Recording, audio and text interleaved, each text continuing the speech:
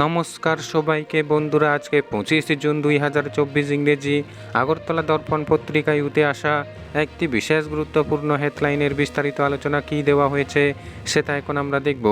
হেডলাইনটির নাম হলো দুই ছাত্র সংগঠনের সংঘর্ষে উত্তপ্ত এমবিবি কলেজ, রক্তাক্ত এক।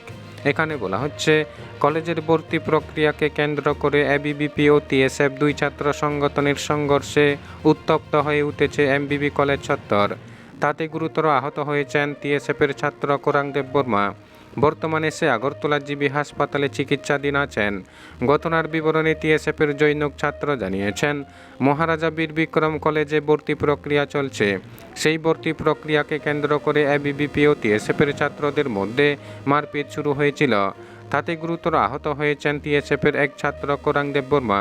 বর্তমানে সে আগরতলা জিবি হাসপাতালে চিকিৎসাধীন আছেন।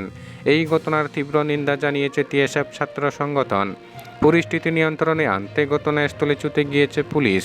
তাদের অভিযোগ, মারপিটের ঘটনা এমবিবি কলেজের প্রিন্সিপালের সামনে হয়েছে, কিন্তু প্রিন্সিপাল কোনো ব্যবস্থা গ্রহণ করছে না। পরবর্তীতে সংগঠনের এক প্রতিনিধি দল প্রিন্সিপালের সাথে দেখা করেছেন। এই বিষয়ে কলেজের অধ্যক্ষ ডক্টর নির্মল বদ্র জানান, কলেজে ভর্তি প্রক্রিয়া চলছে। ছাত্রছাত্রীদের ভর্তির ক্ষেত্রে সুবিধা অসুবিধা দেখার জন্য দায়িত্বে রয়েছেন অধ্যাপক অধ্যাপিকাগণ, কিন্তু এর মধ্যে কিছু ছাত্র ভর্তি প্রক্রিয়ায় এসে ঝামেলা সৃষ্টি করেছে। সেসব ছাত্রদের বলা হয়নি যে যারা ভর্তি হতে কলেজে আসছে তাদের বিষয় দেখার জন্য এবং ভর্তি প্রক্রিয়ায় সহযোগিতা করার জন্য, কিন্তু তারপরেও তারা এগিয়ে এসে ঝামেলা করেছে। সাথে সাথে পুলিশকে ডাকা হয়েছে। পুলিশ এসে ঝামেলা সৃষ্টিকারী ছাত্রছাত্রীদের এবং বহিরাগত ছাত্রদের কলেজ থেকে তাড়িয়ে দেয়। শান্তিপূর্ণভাবে যাতে নতুন ছাত্রছাত্রীরা কলেজে ভর্তি হতে পারে তার জন্য সমস্ত ব্যবস্থা করা হয়েছে।